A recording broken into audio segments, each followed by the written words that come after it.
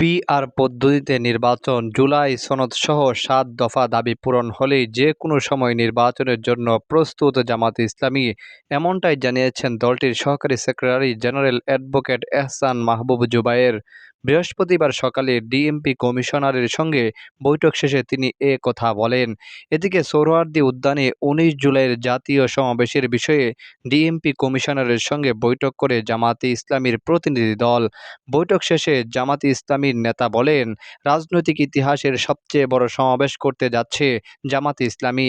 এতে অংশ নেবেন ঢাকা বিভাগ সহ দেশের বিভিন্ন জেলা থেকে কয়েক লাখ নেতাকর্মী।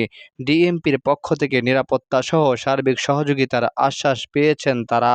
একই সঙ্গে বিএনপি সহ ফ্যাসিবাদ বিরোধী সব রাজনৈতিক দল ও সংগঠনকেও এই সমাবেশে দাওয়াত দেওয়া হবে বলেও উল্লেখ করেন অ্যাডভোকেট এহসান মাহবুব জুবায়ের।